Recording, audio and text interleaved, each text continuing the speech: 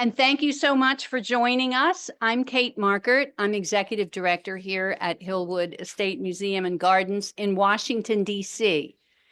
We are so pleased to have the audiences joining us both here in the theater, but also by Zoom. We have a lot of attendees by Zoom.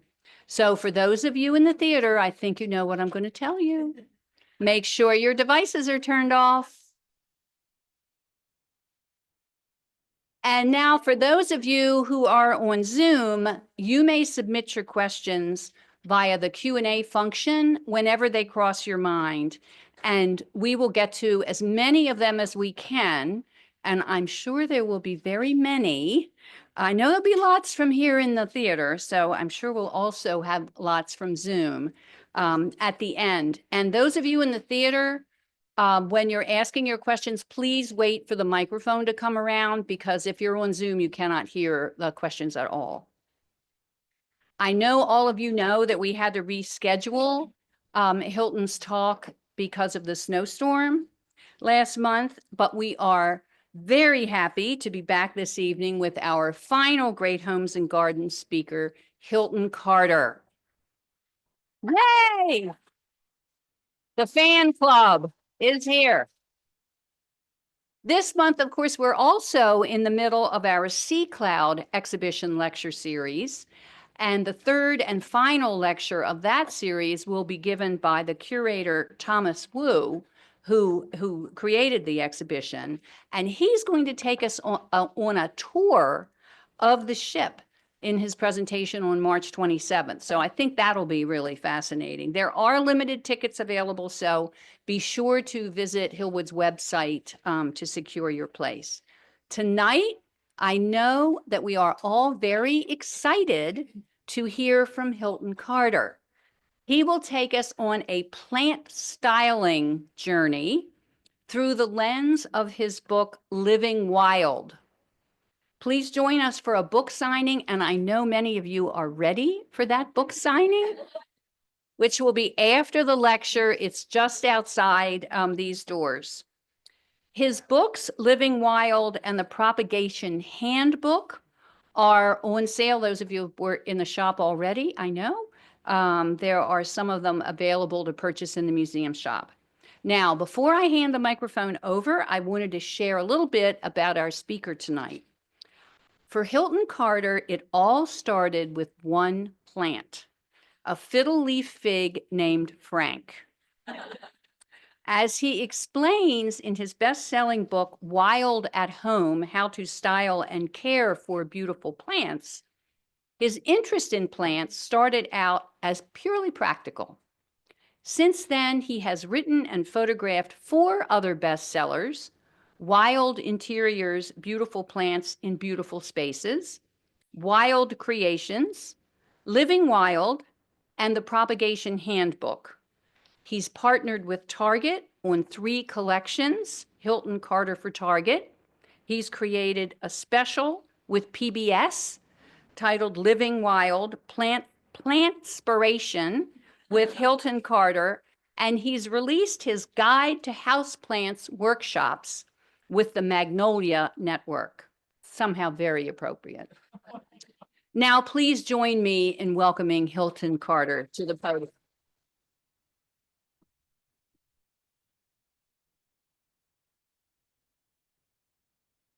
Man, that's kind of awkward. Someone saying so many nice things about me.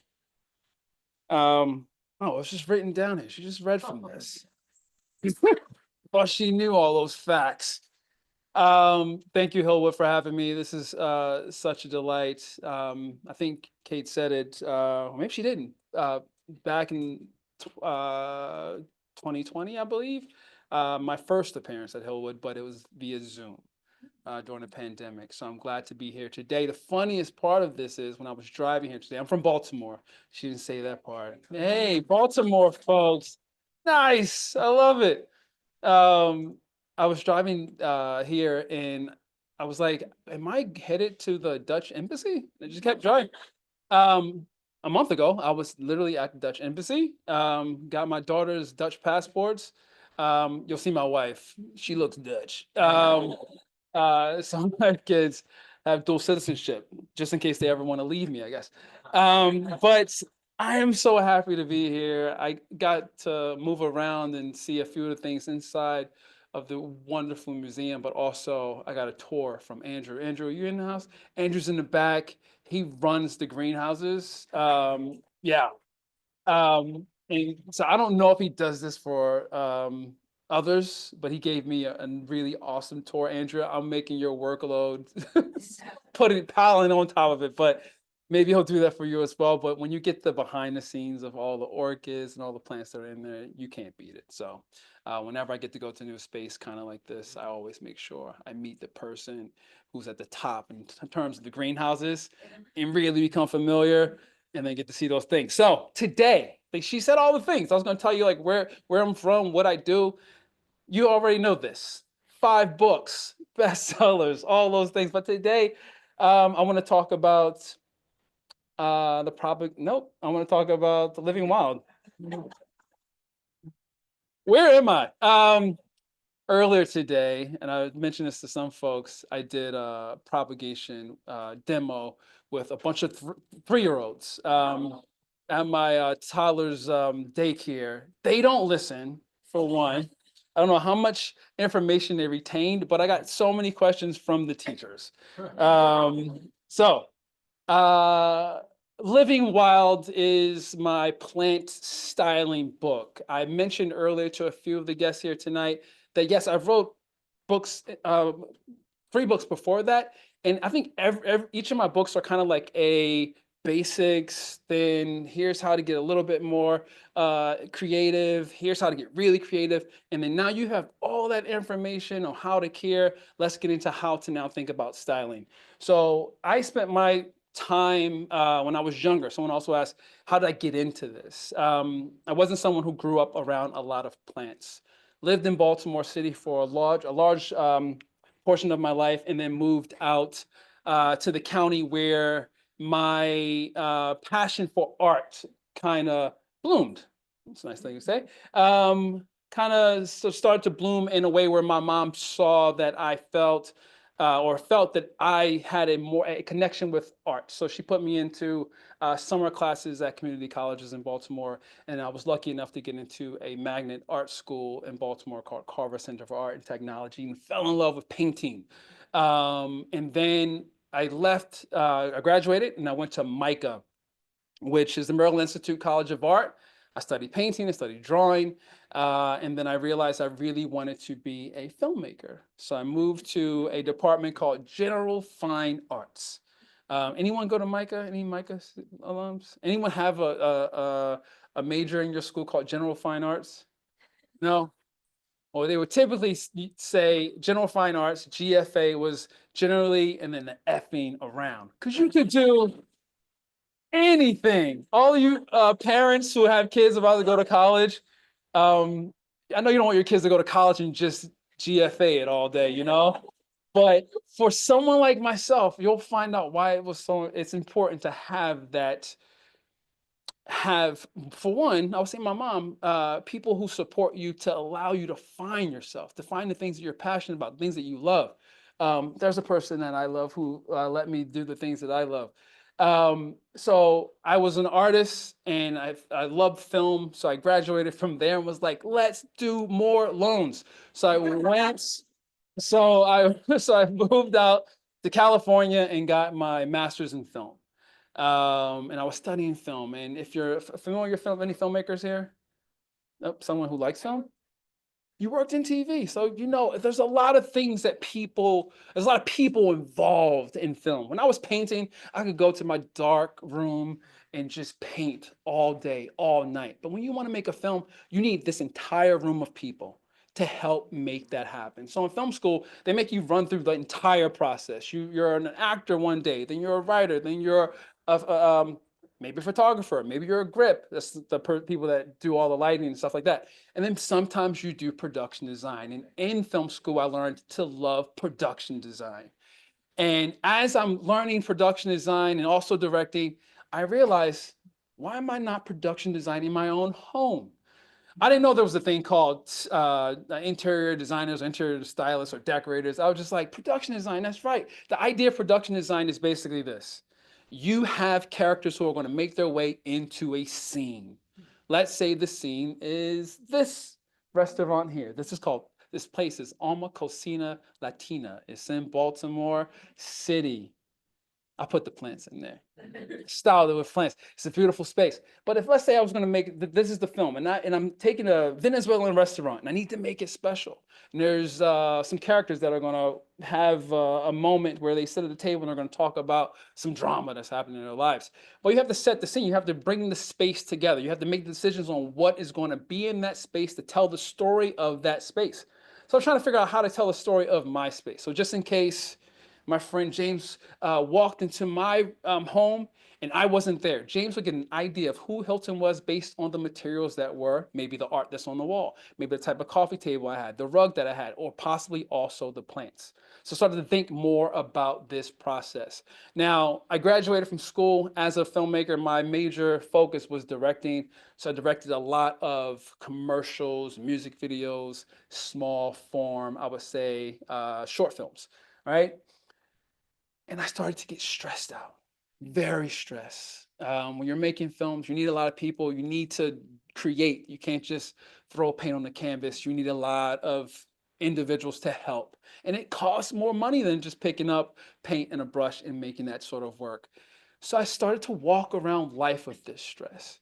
And one day, 2011, I won't forget, I was working for a agency that had a retirement community as one of their clients. And I was in LA, and the creative director was like, "We need you to fly out to Pennsylvania." Now I'm from Maryland, but in Pennsylvania, I was like, I know Philly, I know Pittsburgh. I've heard of Pittsburgh. We don't like them in Baltimore. Boo. Um, any Pittsburgh folks on the Zoom, I'm sorry. We don't like you. No. So we go to this little town in Pennsylvania. It's called Glen Mills. Anyone know Glen Mills, Pennsylvania? Some folks know Glen Mills. It was what I would call nowhere, Pennsylvania. Like, I don't know this town. Like, it looks like the middle of nowhere, honestly. So I'm there and I'm like, oh, great. This is where I just came from Venice, California. Now I'm here in Glen Mills, Pennsylvania. But I'm so stressed out. I'm so stressed out. So we go to this retirement community and we're in there and we're shooting. We're going to be there all week. So we're in there and one of the residents there, all these lovely, beautiful people, they're like, "Hey, you're going to be here all week. You should try this restaurant that's across the street." I'm like, "Okay, cool." So I walk into the restaurant. It kind of felt like this. They also sold plants and had planters and all these things that they would sell. And you could walk in, you would sit at a table, and below you, I remember it like it was yesterday. It was only 15 years ago, but I sat down at this table, and first when I walked in, I was like, "This is different. It feels different. Air quality is kind of different. Lighting in here is different.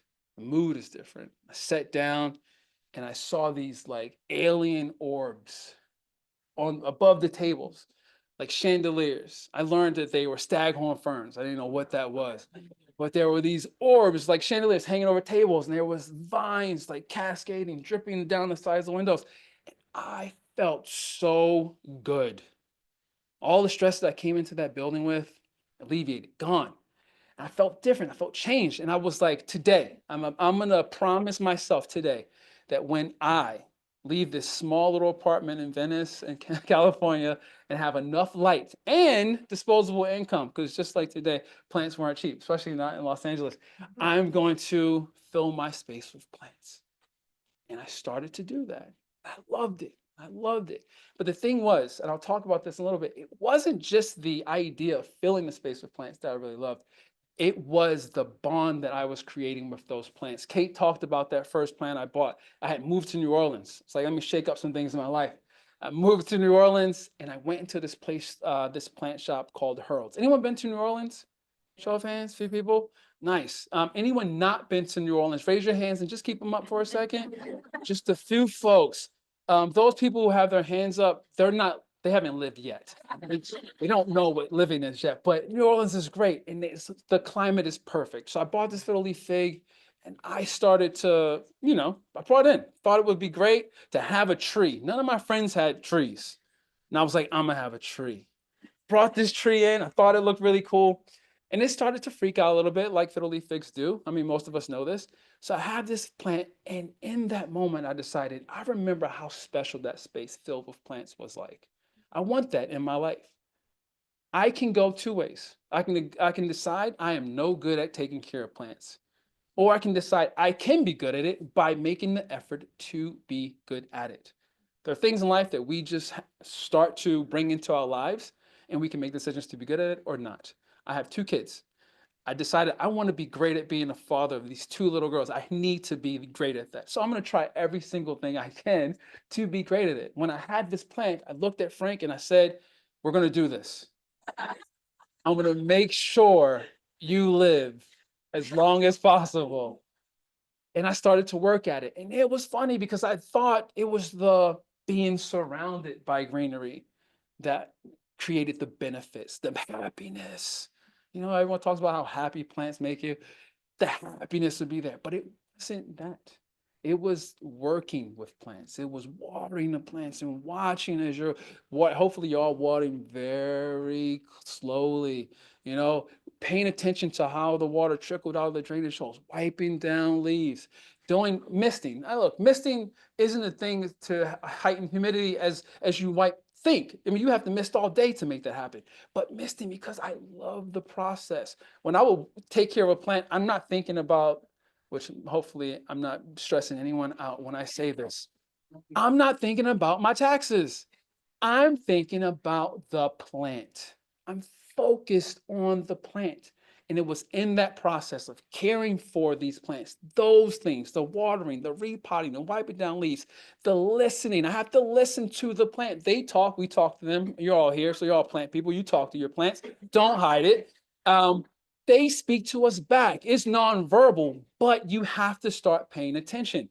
So I started to learn these things. I started to understand how to see the small nuances and changes that a plant would have, their tells, before things got too dramatic. And then I would give those plants those things. I would listen to it. I would talk to it. I would then understand the idea that just because I want to love it, I want to give it all the water it can get, I can't do that. I can't have that need. I got to stay patient. I learned patience. All of these things made me better for the life that I have now. It got me a wife, which was awesome, but it also made me better as a parent. Patience, listening, like all these things have to be there. So that's where I kind of fell in love with plants. And then I was like, you know what? I need to make plants, this thing that I love, I need to share that with people. I need to figure out how to help them, then bring it into their home. So this whole idea of being able to then work from, well, I just kind of skipped over it because I got to really move here. I decided to just change my life in a filmmaking space to then share in terms of plants and styling homes with plants. So whenever I do that, people always ask, what's the first thing they ask? They say, what is the first thing you should consider when plant styling a space? Most people would say light. Man, a lot of smart people here today. Light. I'm working with you. Look at all that light. Light is the most important thing to every plant. That's the thing you need to focus in on. Understanding light, the power of light. Find the light in your home. Know the types of light you have. Directional exposure. I heard people talking about their wonderful sunrooms. South facing, west facing. I love hearing all these things, but you have to know exactly where to place them and know the measurements, the distance between the window to the plant. Maybe some of you are real plant nerds, just like Andrew in the back. Andrew, I'm calling you out. Maybe you have light meters. I know some light meter folks in here. People are like, light meters? No. They're like, we're not that nerdy. All right, fine. Fine. Light, what is a light meter? All right, okay, fine. Artificial lighting. Understanding artificial light. If you ask me about artificial lights today, you want a grow light, I'm your guy. Love a grow light. I use grow lights all year round. Grow lights are special. Types of light, you know them. Direct sun. If the sun is on you, you're getting hit by direct sun. That's just how it works, right? It has a sharp shadow, you're getting hit by direct sun. Plants that love direct sun. You have direct sun coming to your house, Please understand the plants that are going to thrive, love that type of light. Cacti, succulents, snake plants, olive trees, dracaenas, bird of paradise, palms, all those wonderful plants. They want that light. The best thing any of us can do to make sure that plants are thriving in our space is provide plants with the light that they're getting out in nature. You're trying to replicate what they're getting in nature in our homes. It's hard to do. It can't be as humid in nature as it is in your home. It won't be as bright, but you want to get it as close as possible. Bright indirect light. We talk about it. Hey, what is it? It's like when you place a plant in the window, the plant can see out into the sky. It's not getting the sun. It's not seeing the sun. Eastern facing window, let's say in the morning, that plant's in that eastern facing window. In the morning, it's going to get direct sun. But probably sometime around noon, now it's just getting bright and direct light, especially if it can just see the sky. So just understanding that, that's going to be key. What types of plants love bright and direct light? Here's the distance. You can be right up against that window or you can be 3 feet back, but it's all about what it can see outside the window. If you have a porthole, anyone's windows the size of a porthole, real small, tiny, you can say, I have a southern facing window. Nothing. I have a southern facing window. I have nothing. This is some of the questions. Like, I have a southern facing window. Nothing outside of it. And I go, oh, that's great. You can have any plant. Oh, well, the window's like this big. Oh, that changes things. It's all about the size of the windows as well, but also what is directly outside of it. Some of us, we fall in love with plants when it's really gray and dark outside, maybe sometime in December. We go to a plant shop and we're like, oh, I'm going to buy this plant. You bring it home.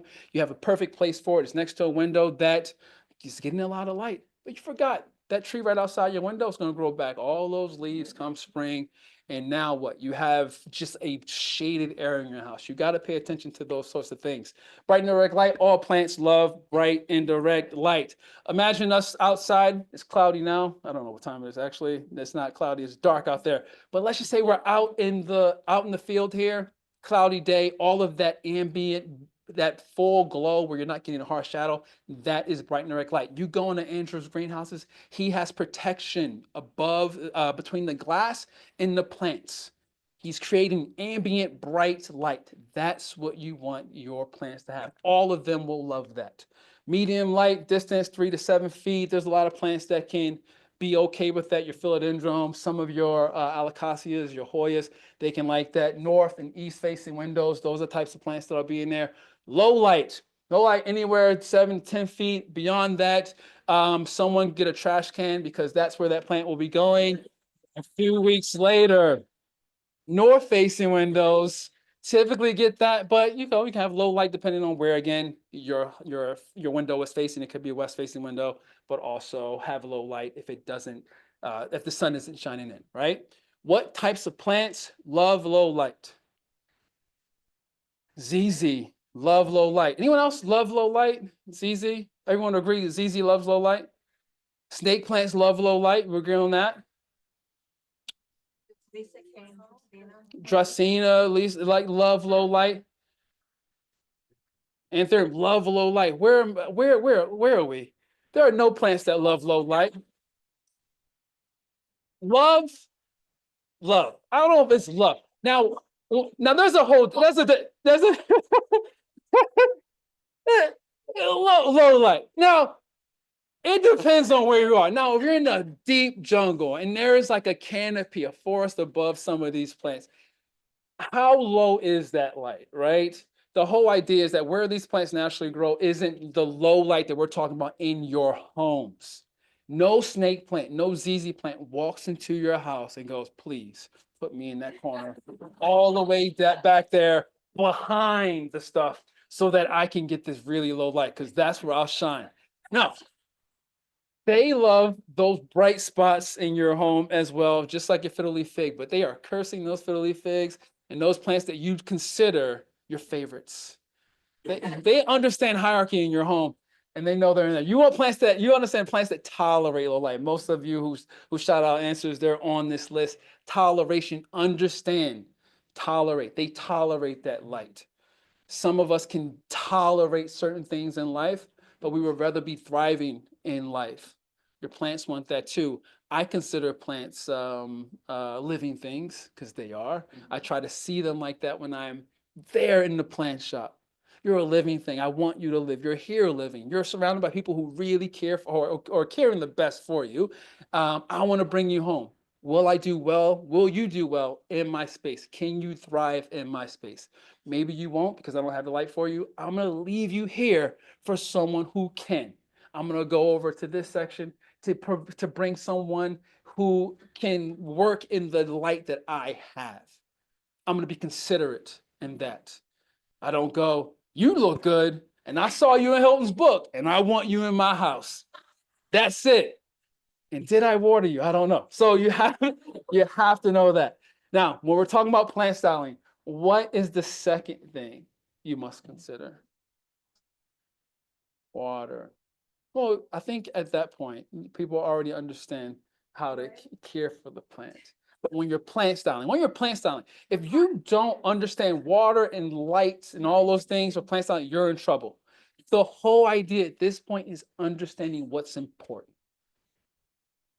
All right, and shouting out is over now. See, just like my toddlers this morning. Oh, no, that's a good one. Humidity is a good one. But no, the people who live in the space, all of you, or the person that you're working for. Some of you might be plant stylists as well, or you're considering a plant that is going to go in someone that you love's home. You want to consider those people. I have time to tell a really quick story. Why does my watch think I'm walking right now? I'm moving my hands too much. When I decided that I was going to be a plant stylist, that was the one thing that I thought would be important for me, is to make sure that I thought about the people whose homes I was styling, just like myself.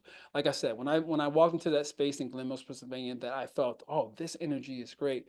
I wanted to bottle that up and bring that into my space. In 2018, my then, I don't know if she can call herself, she was actually my wife because we already got married at the courthouse, but we went to Tulum, Mexico to elope. We walked into the jungle side in this private cenote. And when we got there, I remember just like yesterday, that's what I keep saying, but it was actually, don't tell my wife, 7 years ago. We got there and it was a small ceremony, just she and I, and then a few of the people who were taking photos, and there was a musician there, and then the shamans who were going to have the ceremony. So when we get out of the car, one of the photographers is like, Fiona, why don't you hang back so we can take the photos of you here? Hilton, you go and walk. So I'm walking into this, and there's copal smoke, which is kind of like Palo Santo. It has a great scent, but it also keeps, I think, mosquitoes away. But it was just billowing in the air, in the light that was streaming through the foliage. It just all looked so serene, so perfect. And as I'm walking in, I kept telling myself, remember this, just remember how this feels, what the sounds are, what it smells like. Like, this is amazing. This is beautiful. Like, I see this person coming down and I'm like, oh my God, there's no one here it's only going to be captured in photo. It's just she and I. Like, remember what this feels like. And it was the happiest moment of my entire life, of course, until your kids come, because you got to say that. But still, I think the person, because I have these kids because of this person, but we were there. These things, big foliage plants, monsteras, fan palms. There were fiddly figs growing out of there. All of this just making this moment for me. And I told myself, hold on to it, hold on to it. This is it. This is it. This is the moment. And when I decided I would start to plant style my space or any other people's spaces, it was about understanding what would bring about true happiness to those individuals. So if someone says, hey, Hilton, I want you to plant style my house, the first thing I ask is, what are the memories you have of the moments in your life that made you the happiest? Where have you been? What types of plants did your parents have when you were young? And I want to bring those plants into their space, because there is a lot of things that we cannot control outside of this building and outside of your homes. We can't control it. Chaos, if you think it's chaos, or if it's just something that you don't want to participate in at work. You're going to work, you're just like, ah, this is terrible. You had a bad day. When you come home, you have full control over that space. And when you bring in plants, you should be able to sit in a chair, whatever your chair looks like, and be near a plant that you look at and go, I remember when I was sitting next to the ZZ plant in a resort or a hotel in France when me and my best friend or my husband or my wife or my sister, and we had such a great time. Just for that moment, it'll pull you away from that dark cloud and maybe provide you with some happiness. So that's what I started to think about. How can I make sure this is my sunroom, my south-facing sunroom? And I said, when I started looking for places, it was all about making sure we had enough light for plants. That happens too when you have plants. Some of us look for neighborhoods to live in because the schools are really great for kids. Some of us have our priorities, right? And we look for places where there's a lot of light for our plants. But that's where you start. You chime in on what is going to provide you happiness. Why does that plant matter to you in your home? It can't just be because you saw it in someone else's home or you just think it looks cool. Why does it matter to you? What types of plants that the people that you love had when you were a kid that you remember? Maybe someone shared a plant with you. I'm just going on with this because it matters to me. But I think that once you put a fine point on what that is and you go into a plant shop, then you can really understand how to get started with plant styling. There's techniques as well. Creating levels is you want to make sure that if you're trying to replicate the outdoors, there's plants at every level. There's trees above, middle ground, there's greenery, but also below us. So for me, it's always about making sure the eye is moving around the space. So I have a pointer so I can stop just pointing at him. You have plants above, middle ground, and below, as you can see in all these spaces. I find that to be important in terms of trying to figure out how to actually plant style a space. I just showed you this, but it's blurring that line. If I decided to open these doors to the side here, I'm truly blurring that line. But how do you, if you walked into a space that had plants, how do you create a moment where you're like, I don't know if I'm indoor or I'm outdoor? And that to me, especially when I was last on, I guess, for Hillwood, when I was talking about this, and we found ourselves in the pandemic, we were forced to look at our walls and our interior spaces. And you had to go, oh man, it's not what I want it to be. Create that for yourselves in your homes because that's what you can truly control. Creating layers. You want to create layers, foreground, middle ground, background. When you walk outside, when you're here and you're looking at how lush this space is, there's greenery as far as the eye can see. That thing that we have, we're all animals.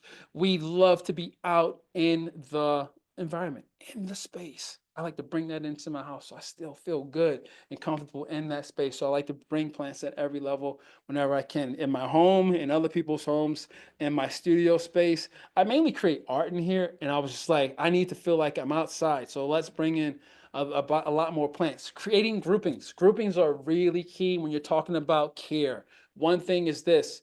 She didn't raise her hand yet, so I'm still good. One thing is this. When you are creating layers, you're thinking about the bond between one plant and another. Some of us are about to go on vacation. It's vacation season, right? I hope many of you are getting plant sitters, so have someone who's going to watch your plants. You know, plants need people to care for them too when you go on vacation. But if you have groupings in your house, let's say you're someone who's like, I love Arizona. I was in Phoenix, and I stayed in this really cool hotel, and it had all this cacti, and I have these really awesome Western windows. Maybe I'll create a little Arizona in this one room in my house. You can do that. You can focus on that. Allow a lot of us decide just every plant. Just make my house just feel like a small plant shop and just every different type of plant. So when you're creating groupings, you're thinking about the idea of you're creating a zone, a look. This little room in your house, this room in your house, this north facing room in your house can be the Pacific Northwest. This southern facing area of your home could be Costa Rica. The western facing side of your home could be a desert in Arizona, like I talked about. That's where you're doing with groupings. But like I said, when you leave home, it does make it easier for the person that's coming in to care for your plants to know exactly where to go. If there's a bunch of cacti, they're like, oh, they'll be back before or they'll be back before I need to water these plants. If they're a bunch of Anthurium, Alocasias, put them all together, they'll be like, I'll just stand here the entire time this family's gone, because these plants are going to need water every 10 seconds. Um, that's how it works. I put this in here. Okay, let's talk about it. Oh yes, I want to talk about the propagation handbook. The propagation handbook is being sold.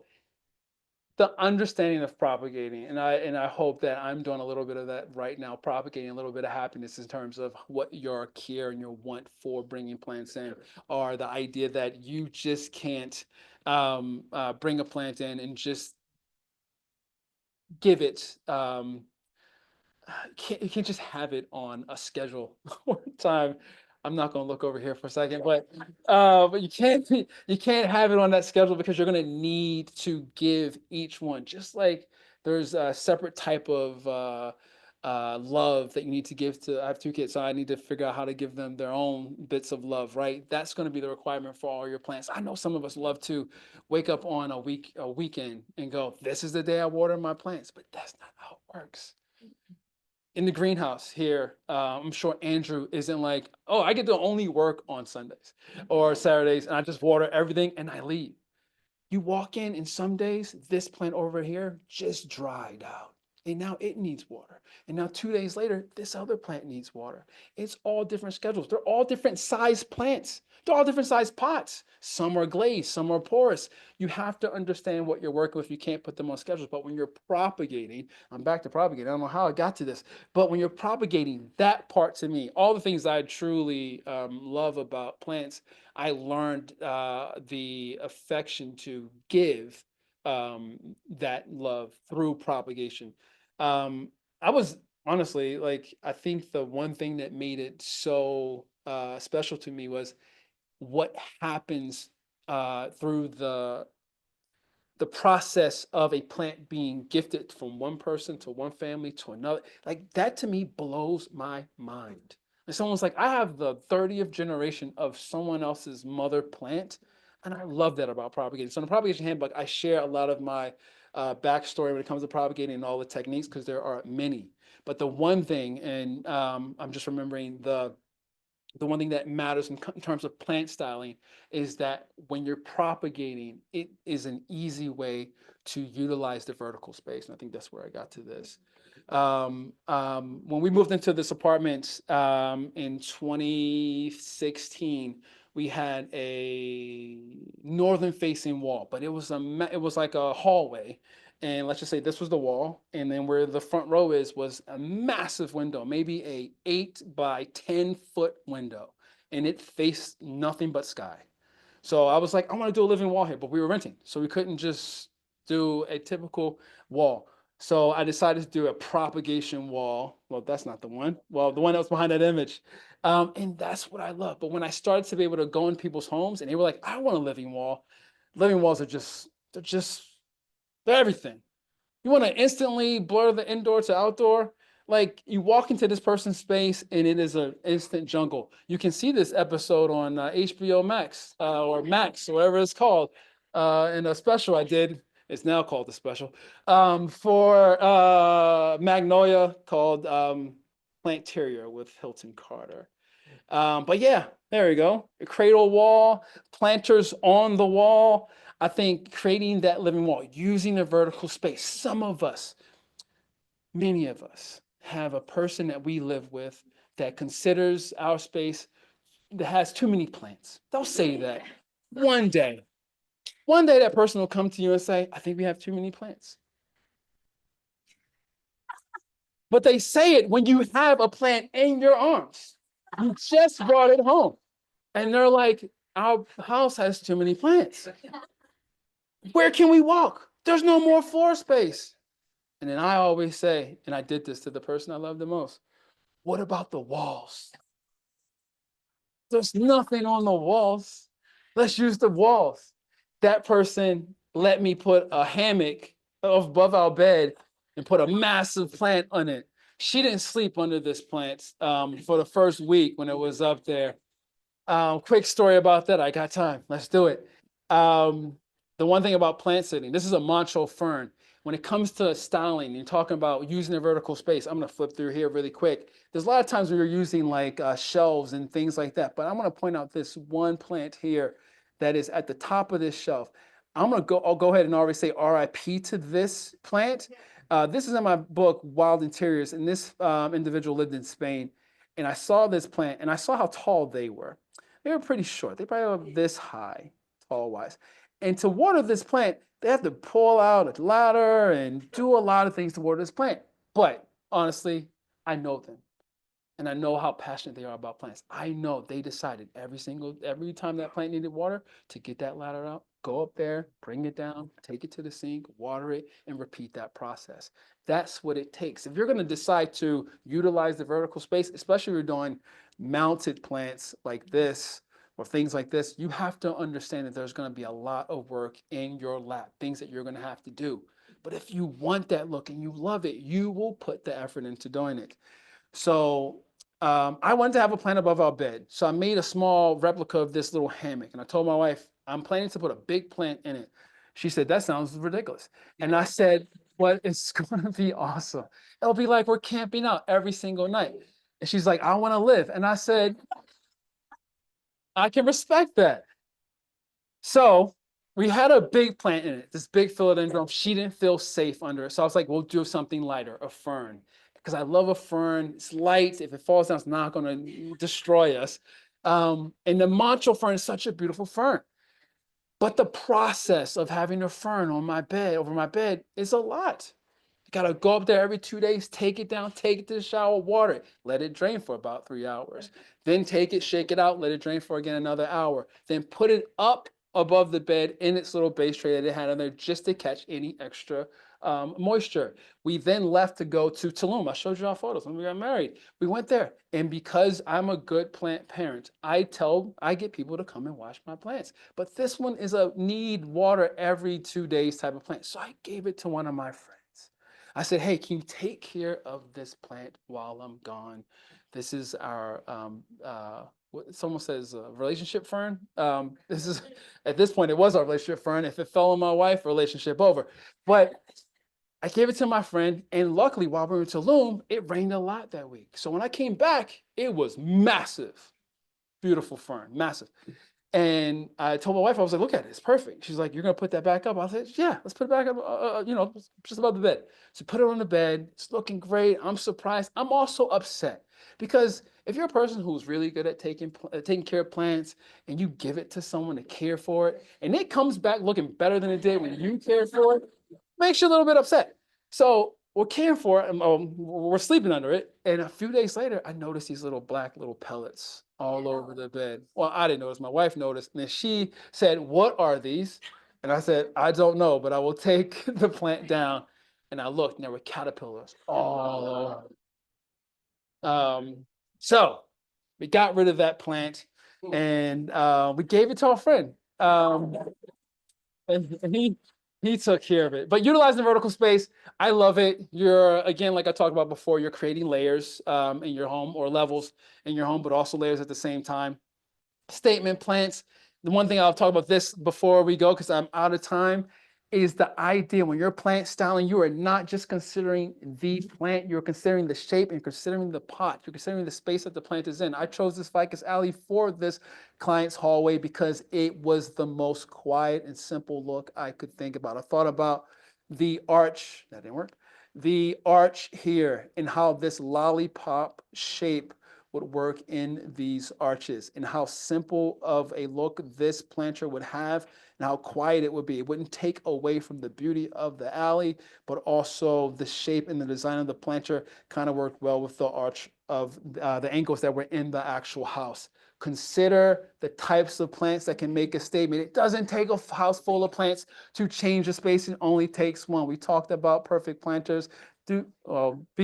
Be silly and make a canoe full of, is this a canoe? I don't know what this is, but fill it with plants and put it in a restaurant that just loves the look of silly things like that. Think about what those planters are going to do, not just to the look of your home, but to the life of your plant.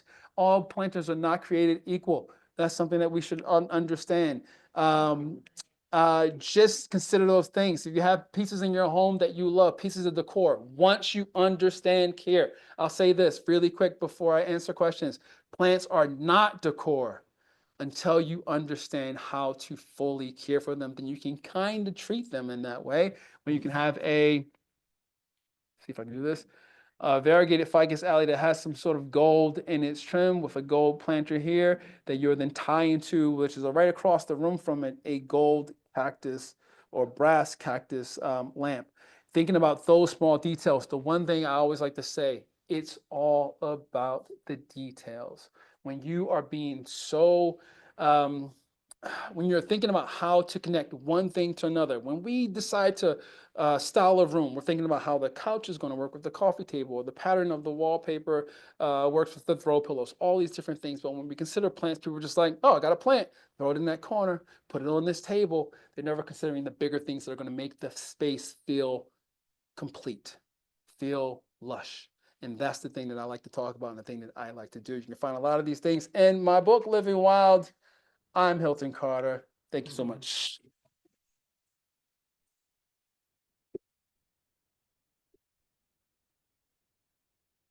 We do have time for Q&A. I left just enough time for someone to ask if Frank's still alive. The answer is yes. Yes. Frank is still alive. But I do tell this story too. Frank, I've had Frank for 15, well, I've had Frank for 10, 11 years now. Just like all of us. Do I look the same as I did when I was 20? No, things change. I lose a little hair here, I grow a gray one there. Things get weird a little bit. Frank is like that, you know. He's not the plant I purchased from the plant shop, but he's the plant that I need for the space that I have. So I will say this: don't be hard on yourselves. If a plant isn't looking its best, it's not looking its best for when you purchase it from the plant shop. But right now, maybe it's right for the moment in your space, how you can care for it in the light that you have. So don't be too hard on yourselves. Any questions? Here's one in the front, and then some over there. The microphone helps our remote audience. Thank you so much for that presentation. It was amazing. Thank you. I have a question. When you were in LA Yeah. doing film work, what made you or what was your path that pushed you to have this become your life? That's a good How question. did you get from point A to point B? And I imagine that there's a little bit of risk taking and bravery involved. That's a great question. Thank you for that. Let's see if I do that. Well, no, this is sorry, guys. I just took us to your screen, but I was going to show you my wife. And the reason I was going to show you her is because I think the thing is that you need individuals in your life that are allow for you to, like I said, my mom is someone who also allow for you to discover. Oh, perfect. Thank you. I appreciate it. For you to discover your passion, thing you love. There she is. I'll leave it on there for a second. So when I was freelance director, and I've had this love for production design, I started to do a little bit of styling in other people's homes, like friends of mine. I would style their homes, and I started to do that while having plants. And I moved in New Orleans. I was still working freelance. Anyone who's worked freelance understands how stressful that is to work freelance. It was always about trying to figure out how I was going to pay rent, things of that nature. So one of the agencies that I had worked for was trying to bring in an in-house production team. They were in Baltimore, and they called me up and they were like, "Would you want to head up this production company?" And they said things that I'd never heard before, but it sounded great. They were saying numbers and letters. They were like 4, O, and a 1, and a K, and they were like P and a T and an O. And I was like, I don't know those things, but they sound awesome. I'll take them, and I had to worry about money coming in. It was just going to be in my account, and I could use my weekends to have fun and meet people. And I was like, that's cool. I've never really got to do that. So it just happened that that's how I met this person. Because when I moved back to, some of you might know this, when I moved back to Baltimore, I came from New Orleans. I moved back to Baltimore. I was unpacking my stuff. Love to play music. I love to play it moderately loud. Some people say it's really loud, but moderately loud. And this person knocked on my door and said my music was too loud. So I met this person and we started dating, and I was telling her how I felt bored at my job. When you work in the agency, they want you to give all your creativity. They're like, give me everything, give it all to me. And they look at it and they go, oh, this is great. But how about we take just a little piece, and we'll put it in this project, and then that's all we need. And I just felt like it was stripping away from my creativity. And I was like, I need to do something with all this creativity that I have. So on the side, maybe I'll plant and interior style some spaces. And she was like, you should do that. But if you're going to do that, you should probably post about it on Instagram and start showing the things that you're doing. So that was the process. And, like the fear was there, you're gonna be working more to chase this thing. But I held on to that agency job until I was on tour for my first book. And it was while I was on tour, and they called me. I was in San Francisco. I remember. I was walking in San Francisco, headed to San Francisco Conservatory of Flowers. And I got a call, and it was my boss. And she was like, Hilton, where are you? And I was like, I'm on my book tour. She was like, you don't have any more PTO. I was like, can't I just take off? And she's like, that's not how jobs work. Like, we need you here. And I saw Fiona and I were already married at this point. And I said, do you think it's time for me to leave my job? She said, I can't tell you what to do. But the one thing I can say is, I see where your happiness lies. And it's either when you're with the things that you're doing with plants, or when we're like on vacation. So maybe you should make the decision based on that. What makes you happy? And the thing is, in that situation, it was like, I'm already working towards something. How about I just shift it and take a chance on myself? That's been it. It's important to do that sometimes. Thank you. Great question. Thank you so much. Anyone else? It's a question there. Hi, thanks so much. I love your planters from Target. I Hey, have thank you. several. I heard they're not going to be happening again. So where can we buy other planters from you? Will you be making more accessories At this very moment, soon? that's a good question. Thank you so much. There's some things in the works. The Target contract was a contract that was long ago. I know some folks might be thinking it's something else. We're not gonna say, but but that contract ended like almost 2 years ago. Even though I'd had a collection come out this spring, we'd already talked about trying to transition to something else, just because I thought about doing other things. But I will say the one reason why I went with Target is because they made the price point right for everyone. So if there is a move to that, it would be in that sort of sense. So that is anyone can grab a planter, which I think was cool. But thank you for that.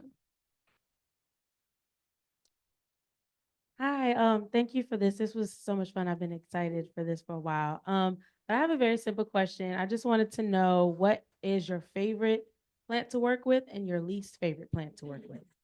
It's a great question. Favorite plant to work with. Favorite plant to work with. I love favorite plant. I'll just stick with one plant. I'll go Monstera to work with. Yours too. Look at us. I think she might just said that just to no. No, but I like it either way. Even if you're just saying it, just say it. I love it. No, you know what? I think I can do more with a vine plant than I can with others, and you can go totem with them. You can train them to go up walls. You can have them just grow out of a pot. I think for me, they're probably the best in that sense, and they are the definition of tropical, right? You see that plant, you think of a tropical space. You don't think at this moment, you don't think a funeral, you don't think a mall, you think, oh, I remember seeing that plant massive in this tropical space. That's what I love about it. Least favorite plant to work with. I don't have a least favorite. I just think it's any plant that I'm going to leave with someone and I know they're going to have a hard time caring for. Those are plants I walk away from project-wise and think, this is not going to work for them. And I don't know, it's one of those things where, you can tell people all the things you can tell them. Like, look, this isn't going to work in your home. It just won't. You're going to have to do a lot. And they'll go, I'll do it. And you can tell they're not going to do it. And you worry, again, like I said, they're living things. So you kind of worry about what's going to happen with that plant afterwards. So plants that I try to not bring into people's homes unless they have like a living wall, like the one project. And I know they have enough light, anthuriums, alocasias, calatheas, like those are glutton for punishment. If you start to bring those in, you're starting yourself, like I said, plants make people happy. They do. Plants can also make you sad, and I've been on that side of it as well. If you care enough, you'll be sad. One day you'll just be sad, and I wouldn't want that for anyone.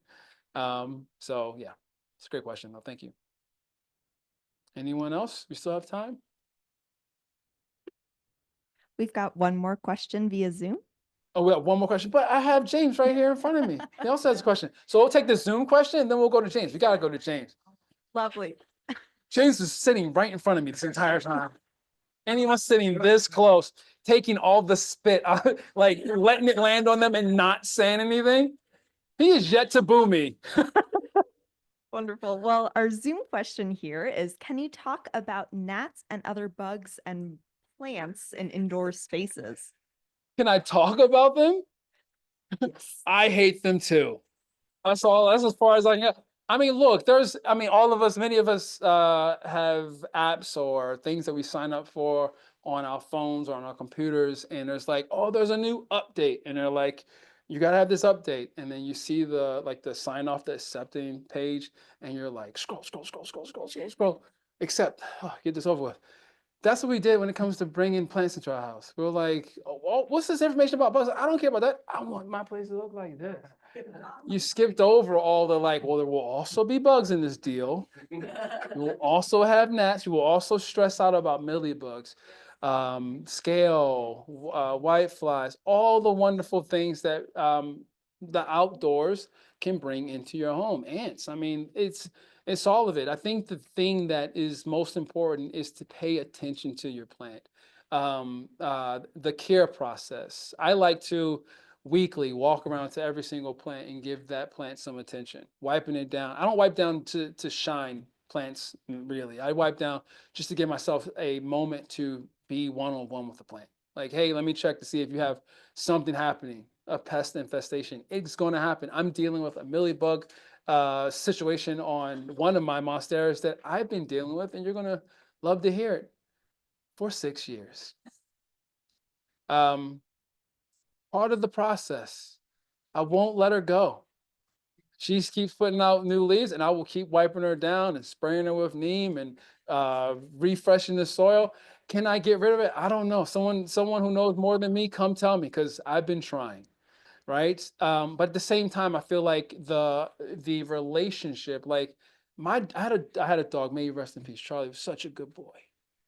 But he smelled terrible. I wasn't going to get rid of him. I bathed him just like I bathed the monster, but I wasn't going to get rid of him just because he smelled terrible. But you do certain things for the things that you love, people, plants, pets that you love. And I think when it comes to pests, you're just going to have to understand that they're going to happen. You have to be very diligent and understand that it's not just going to be in your home. Like, we've brought mealybugs into our house by bringing in bananas.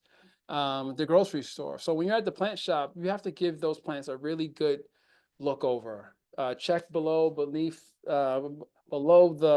foliage, in between the crevices of the plant. Check on the top of the soil. You have to really do that work, because then you can bring in an infestation and you had no idea. I mean, a lot of us, like I talked about with propagating, we love to share. We want to gift to one another. Sometimes you can share it unwillingly, unknowingly to someone. So always just be aware of that.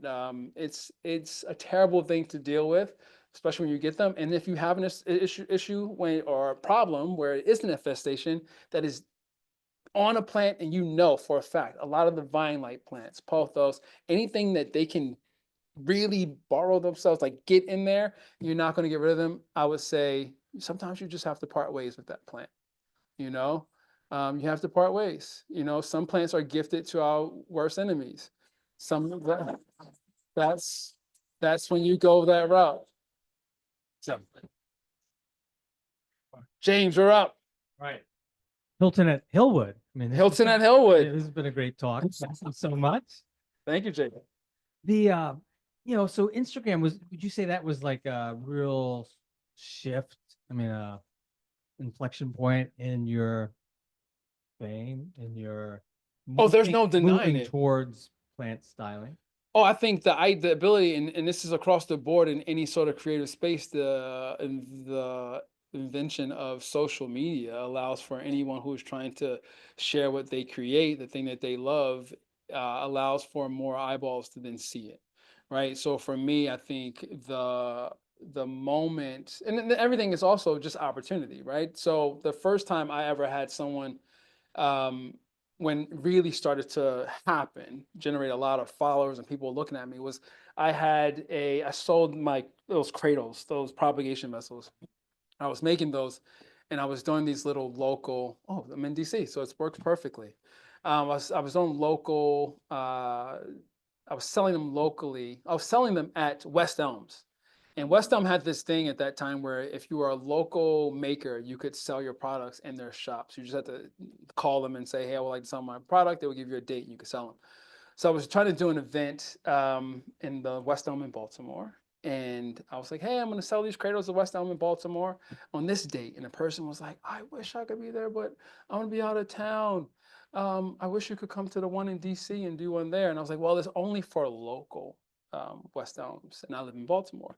And then they had added the West Elm DC to their comment. And the West Elm DC said, well, we consider the DMV as local. So you can do an event here. And I said, cool, I'll do that. So I came down to the West Elm here and I'm selling cradles. And the lady comes over. I mean, there's a lot of people walking by, sees the cradles, looks at it, she's like, what do you do? I'm like, I talk about plants. I propagate, these are propagation vessels, all these different things. So I really leaned into I'm talking to people. I mean, you're there by yourself. Anyone sold a product anywhere, for a lot of moments, you're by yourself. So if someone's going to talk to you about your product, you're like, yeah, what else do you want to hear? So I'm just telling her on my love for plants at this moment. And she leaves. Oh, thank you. She doesn't buy anything. It's all good. So, but I did sell a lot of cradles that day, which was great. And then a few weeks later, a lady called me. She was from the Washington Post. She said, hey, I've had a friend of mine was in the West Elm and she talked to you. And I told her I was doing this piece about plants. And she's like, you got to talk to this guy. He wants to do nothing but talk about plants. And she came to my house to interview me and photograph the space. And I remember it because it was a question that from that moment I got. I didn't get it today, but it was like a version of it from a reporter from the New York Times. And it was, why do you think millennials love plants? And I was like, well, I don't know. I'm like, well, first of all, I'm not a millennial, but I'll tell you all the things. And they did this piece in the style section. It was a full-page spread of me holding the plants, my entire apartment. And I think I got like 30,000 followers that week. And then I was on the Today Show and all these different write-ups. So it was in that time, and then the pandemic hit. And I was already making content about plants, and everyone was just like, I got a new plant. Maybe I should look on social to see if people are talking about plants, and I just happened to be there. Right place, right time. Yeah, thanks. So back to the remediation on bugs. Yeah. Do you have a technique or advice for people who have gnats flying around their house? There are a lot of different types of bug products that people say work. I would try those. Hilton's? I try to not water plants that need a lot of water, like top water. I always water them, bottom water them, make sure that the top soil doesn't stay as wet. They like that wet soil, so I try to avoid that. I try not to use a lot of compost in my interior plants. That'll definitely bring about a pest or two. We try to feed our staghorn ferns banana peels. That's not something I'm going to do in my house. I don't live in the jungle, so I'm not. So just avoiding things that are going to bring about gnats is a great way to do it. All right, thank you very much. So it's Andrew at the greenhouse, individual tours. Is that right? All right, thank you. Sorry, Andrew. Guys, thank you so much. I think I'm going to be. Oh, thank you. I will be out there somewhere signing books if you have them. So thank you so much. Thanks for that question.